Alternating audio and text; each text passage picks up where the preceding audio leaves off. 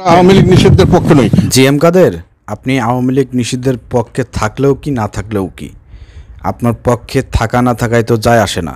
কারণ আপনি তো এই ফ্যাসিস্ট আওয়ামী লীগের সহযোগী হিসেবে কাজ করেছে আপনার দল জাতীয় পার্টি, আর এখন আপনি প্রকাশ্যে তাদের দালালি করতেছেন। বিচার তো আপনার হবে, ফ্যাসিবাদের সহযোগী হিসেবে বিচার আপনার হবে ইনশাল্লাহ। আগামীতে ছাত্র জনতাকে বলতে চাই যে এই জিএম কাদের সহ তার দল জাতীয় পার্টির বিচারের আওতায় আনতে হবে ফ্যাসিস্টদের সহযোগী হিসেবে। আওয়ামী লীগ একটি দল, দলের ভিতরে যারা বাস করছে বা তারা খারাপ হতে পারে। আওয়ামী লীগ একটা গাড়ি, তার ড্রাইভার খারাপ হতে পারে, গাড়িটা তো খারাপ না।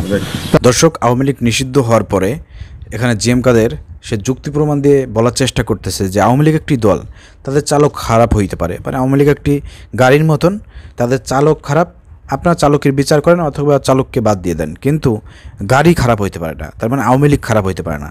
তো জিএম কাদেরের এই প্রশ্নের জবাবে আমি যেটা বলতে চাই প্রিয় দর্শক, যে দেখেন, একটা গাড়ি যখন আপনার বিভিন্ন সময় অ্যাক্সিডেন্ট করে অথবা তার চাকার পাংচার হয়ে যায়, জানালা ভেঙে যায়, সিট নষ্ট হয়ে যায়, তো এগুলো আমরা রিপেয়ার করি।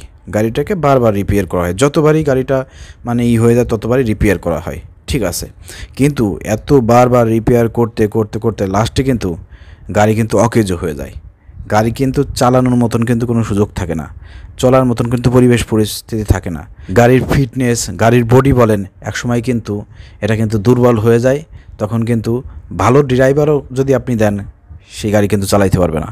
অতএব আওয়ামী লীগ হচ্ছে এরকম একটা গাড়ি, আমি জিএম কাদের ভাষায় বলতেছি যে আওয়ামী লীগ হচ্ছে এরকম একটা গাড়ি যে ওই যে আপনার ৭১-এর পর থেকে বারবার রিপেয়ার হয়েছে।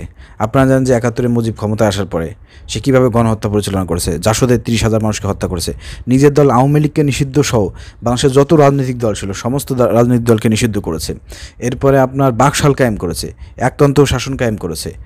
এরপর কিন্তু মুজিব কিন্তু বিদায় নিয়েছে, আওয়ামী লীগের বিদায় ঘণ্টা বেজে গিয়েছিল ওই সময়টা। কিন্তু পরবর্তীকালে আবার এই আওয়ামী লীগকে রিপেয়ার করে আবার দেশে ফিরিয়ে এনে রাজনীতি করার সুযোগ করে দিয়েছে আপনার জিয়াউর রহমান। এরপরে যদি আপনারা খেয়াল করে দেখেন প্রিয় দর্শক, দীর্ঘদিন ধরে কিন্তু রিপেয়ার চলছে, গাড়ি কিন্তু ঠিক মতন চলে নাই, রিপেয়ারের উপর দিয়েই চলছে। শেষকালে কিন্তু ৯৬-তে এসে আপনার ড্রাইভারে সিটে বসতে পারছে আওয়ামী লীগ, তখন কিন্তু গাড়িটা ঠিক মতন চালাইতে পারে নাই আওয়ামী লীগ, ঠিক আছে। সারা বাংলাদেশে আলেম ওলামাদের উপর নির্যাতন থেকে শুরু করে বিরোধী দল দমন পীড়নে আওয়ামী লীগের প্রচেষ্টা ছিল সবচাইতে বেশি, যার কারণে ২০০১ সালে আর ড্রাইভিং সিটে আসতে পারে নাই, আবার ক্ষমতা আসতে পারে নাই। এরপর আপনারা দেখতে পেয়েছেন ২০০৬ সালে কীভাবে জামাত শিবিরের লোকদেরকে পল্টনে লগি বৈঠা দিয়ে হত্যা করে রাষ্ট্রের উপরে নৃত্য করেছে, কি বর্বর নৃশংস হত্যাকাণ্ড পরিচালনা করেছে শেখ হাসিনার অর্ডারে। এরপর আপনারা জানেন ২০০৯ সালে বিডিআর বিদ্রোহ করে দেশের ৫৭ জন আপনার সৎযোগ্য দেশপ্রেমিক সেনাবাহিনীকে হত্যা করেছে এই আওয়ামী লীগ সরকার। এরপর যুদ্ধ অপরাধের নামে আমাদের জামাত নেতাদেরকে হত্যা করেছে। এরপরে নির্বাচনের নামে আপনারা জানেন ২০১৩ সালে ১৪ সালে আন্দোলনে কীভাবে পাখির মতন গুলি করে মেরেছে। আল্লামা দেলোয়ার হোসেন সাঈদীর রায়ের কারণে সবাই আন্দোলন করেছিল, ফাঁসি রায়ের আন্দোলনে সেখানে ২০০-২৫০ জন প্লাস মানুষকে হত্যা করেছে। এরপর জানেন যে শাপলা চত্বর ঘটিয়েছে ২০১৩ সালে ৫ মে কীভাবে গণহত্যা পরিচালনা করেছে। তো আওয়ামী লীগ আপনি কয়বার রিপেয়ার করবেন? তো আওয়ামী লীগের এই গাড়িটাকে আপনি কয়বার রিপেয়ার করবেন? রিপেয়ার করতে করতে আওয়ামী লীগের অবস্থা এমন হয়ে দাঁড়িয়েছে যাদের কোনো ফিটনেস নাই, তাদের কোনো বডি নাই। তো যখন একটা গাড়ির বডি, ফিটনেস এবং চালক কোনো কিছুই থাকে না, তখন এই গাড়িটাকে ওই গ্যারেজে রাখা ছাড়া, গ্যারেজের ওই যে ভাঙাচোরা গাড়ি যেখানে রাখে ওইখানে ফেলায় রাখা ছাড়া কোনো উপায় থাকে না। তো আওয়ামী লীগের অবস্থা হয়েছে ফিটনেসবিহীন একটি গাড়ির মতন। অথবা এই ফিটনেসবিহীন গাড়িকে যদি আপনি এখন রাস্তাঘাটে চলতে দেন, তাহলে কিন্তু যার তার সাথে ধাক্কা লেগে অ্যাক্সিডেন্ট করবে, কারণ চালকও খারাপ, ফিটনেসও নাই। তো যেখানে সেখানে কিন্তু ট্রাফিক সিগনালে পরে জরিমানা দিতে হবে তাদের। অতএব দরকার নাই তো জনগণের দুর্ভোগ সৃষ্টি করে এই ধরনের গাড়ি রাস্তায় চালানোর কোনো সুযোগ নাই, বাংলাদেশের মাটিতে চালানোর কোনো সুযোগ নাই। অতএব জিএম কাদেরকে বলতে চাই, দালালি একটু কম করেন। আপনি এই ফ্যাসিবাদের সহযোগী হিসেবে আপনি অনেক অপরাধ করেছেন, আপনাদের ধরা হচ্ছে না, ছাড় পেয়ে যাচ্ছেন। মাহফুজ আলম রিসেন্টলি দেখলাম যে একটা স্ট্যাটাস দিয়েছে যে ৭১-এর যুদ্ধ অপরাধীদের সহযোগীদেরকে ক্ষমা চাইতে হবে, তাদেরকে বিচার করতে হবে।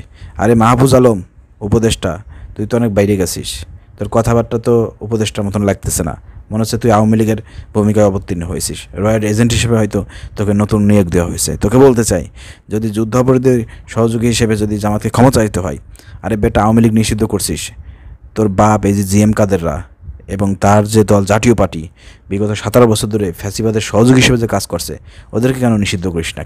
ওদেরকে কেন ক্ষমা চাইতে বলিস না? এর জবাব দিতে পারবি?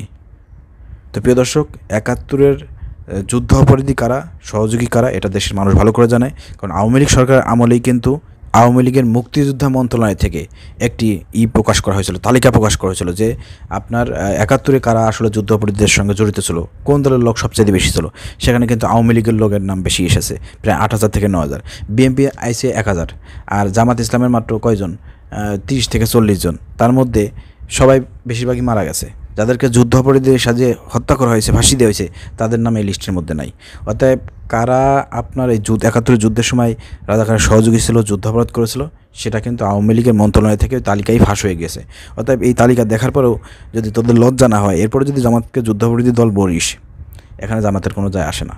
ক্ষমা চাইতে বলছে মাহফুজ আলমকে বলতে চাই, আরে বেটা, জামাত ক্ষমা চাইবে কি? জামাতের গোলাম আজম রহিমুল্লাহ তো তিনি বলেইছেন যে 1992 সালে তিনি আপনার জেল থেকে মুক্তি পাওয়ার পরে বাইতুল মোকাররমের সামনে দাঁড়িয়ে তিনি বলেছেন যে 71-এ বাংলাদেশে আমরা স্বাধীনতায় অংশগ্রহণ করতে পারি নাই, যে কোনো কারণে হোক, রাজনৈতিক কারণে আমরা অংশগ্রহণ করতে পারি নাই। আমাদের এর জন্য যদি আপনাকে কষ্ট পেয়ে থাকেন, তাহলে আমাদেরকে ক্ষমা সুন্দর দৃষ্টিতে দেখবেন, আমরা ক্ষমা চাচ্ছি। তো এরপর আর কী কথা আছে?